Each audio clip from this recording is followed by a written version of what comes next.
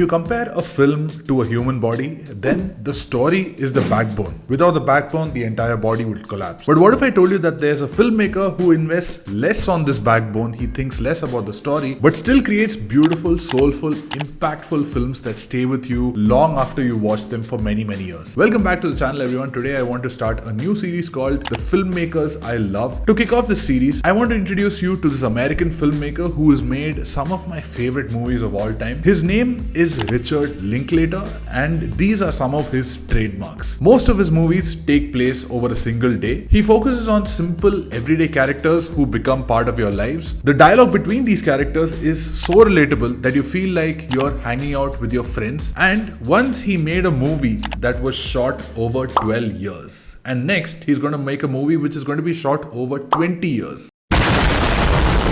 But more on that later. The best way to introduce an artist is through the work that he's created. So today I'm going to take you through 6 of my favorite Richard Linklater movies. And we're going to start with the Before Trilogy, which is basically 3 movies. Before Sunrise, Before Sunset, and Before Midnight. And each of these movies will feel like 3 different stages of your life.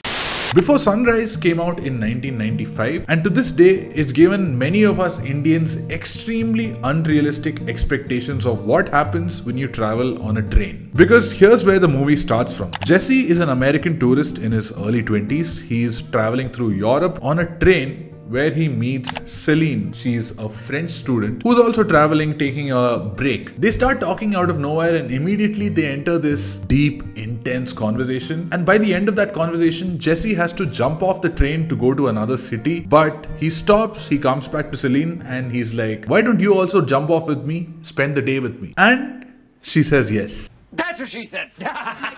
And after that, they get to know each other's names. Until then, they're complete strangers. The rest of the movie is about what happens in this single day, and it's completely driven by their conversations and their irresistible chemistry. So please don't expect any plot twists or anything big to happen. You just have to vibe with the movie. Simple moments like a poet on the street or just 2 of them listening to music in an old record store. These are not big, loud moments which we're so used to seeing in movies today, but the impact that these moments leave on you is unbelievable. What makes this movie a little more special is that the idea of this movie came from Richard Linklater's own life back in the early 90s when he spent a night with this girl called Amy just walking through the streets of Philadelphia. After that night, Richard and Amy tried to stay in touch, but soon they lost contact completely. 15 years later, in 2010, Richard finds out that the reason that they lost touch is because right before he started shooting Before Sunrise, Amy died in a motorcycle accident, and that's why he never heard from her again. I know this is heartbreaking, but the movie is quite opposite. Before Sunset happens 9 years after Jesse and Celine met. Now they're in their 30s in a completely different city, in a completely different stage of life. For example, in Before Sunrise, Celine says that she strongly believes in the concept of reincarnation, but in Before Sunset, she thinks it's a silly concept. Just this is enough to show how much our thoughts and our beliefs change over the years, how we change as people, and how getting a job, taking up responsibilities, paying bills, our friends leaving us to go on their own journeys, our parents getting older, all of this changes our thought process, our mindset. And on one side, this is very, very sad, but on the other side, it's progress, it's evolution, it's maturity, it's life. And Before Midnight takes place 10 years after the events of Before Sunset. And now they're in a whole other stage of life. I don't want to reveal anything much more about these 2 sequels, but I think Ethan Hawke, who plays Jesse in all of the 3 movies, he describes the entire trilogy in the most beautiful way. Before Sunrise is a film about what might be. Before Sunset is a film about what could be or should be. And Before Midnight is about what is.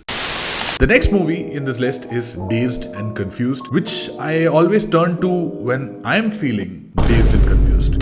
The year is 1976 and the setting is this typical small American high school. And for one batch of students, the most senior batch of students, this is their last day of school before they start heading out to college. What are all the different thoughts that they're having? What dreams and questions and confusions they have about their life ahead, and how for one day they just want to forget everything and just party for one last night. Because who knows where they're going to end up after that. Some of them are trying to get drunk, some are trying to get stoned, some are trying to get laid, Some just want to show their power by ragging juniors, and the juniors just want to be either left alone or try to do all of these other things that the seniors are doing, which they themselves are not allowed to do. For me, Dazed and Confused is like a time machine to a specific day in a parallel universe. It feels like a safe space that tells me that no matter how confused I am, how uncertain I am about my own life, there are these bunch of kids who are even more uncertain, even more confused, and they just ask you to just chill out at least for one day. I also get this beautiful, strange feeling every time I watch it because I feel nostalgic for a time which was much before I was born. Maybe it's because it features some of the best classic rock music. Maybe because it has some of my favorite actors from today, Ben Affleck, Matthew McConaughey, and so many others when they started out their careers. Or maybe it's the setting of the 70s, which was a much simpler time without technology, without social media, without cell phones, and without all the anxiety that all of this comes with, which is something that each of our inner souls are really craving for. If the phrase good vibes only was a movie,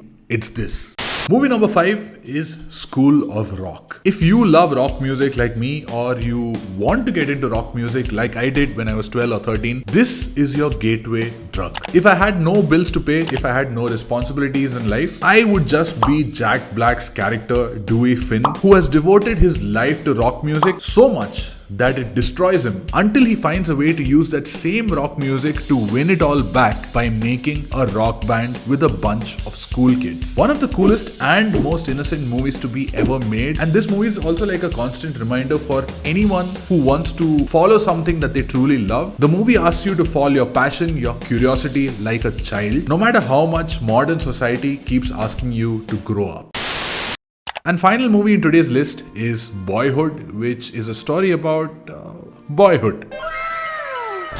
Boyhood feels less like a movie and more like going through your own life. It captures the growing years of a boy called Mason from his early days to his teenage years when he enters college. And to capture this in the purest way possible, this is what Richard Linklater did. He took a real boy, some of his most favorite and trusted actors, and he actually shot with them over a period of 12 years from 2002 to 2013. Just imagine the level of ambition, because some actors could have died, some could have lost interest in the project, Linklater himself could have died or lost interest in the project, but he had this 12-year vision in his mind and he made this lovely, beautiful film about all the little ordinary moments in life that actually make it extraordinary. You literally see this child growing up, the parents getting old, and it makes you think about your own life, your own parents and your friends' parents who used to have this black thick hair, but over the years when you see them after a long time, you see that they have grey receding hair, and it reminds you that time is really slipping away, so hold on. It made me see everything that my father could have been but chose not to. It made me see my mom in the mother character over here and think from her perspective how it would have been for her to work twice as hard, thrice as hard, and bring up 3 kids on her own after my dad passed away, get these 3 kids educated, get them married, and then figure out how she's going to spend the rest of her life now that all the kids have grown up and they have their own families to take care of, when she doesn't have any more responsibilities or landmarks or milestones to hustle towards. This movie is a slap, an alarm, a hug, a warm blanket, a time machine, everything rolled into one of the most deeply affecting personal films that you'll ever watch, and all it demands in return is your time and your heart. Linklater shot this movie over 12 years, and next he's making a movie that's going to be shot over 20 years. The movie is called Merrily We Roll Along, and it's going to come out sometime in 2040, and Linklater might be around 80 years old by then. I don't even know if he's going to be alive. I'm sure he has a backup plan for it, but that's what this man is. That's who Richard Linklater is, and he's made many more wonderful, very, very beautiful films. But for a starter pack, these 6 films is where you should start. I'm going to leave where each of these films are streaming in the description. If they're not streaming anywhere, please find a way to watch it and then come back, tell me what you thought of those films. If you're already a Linklater fan, then show your love in the comments. But for now, thank you so much for watching, and I'll see you in the next video.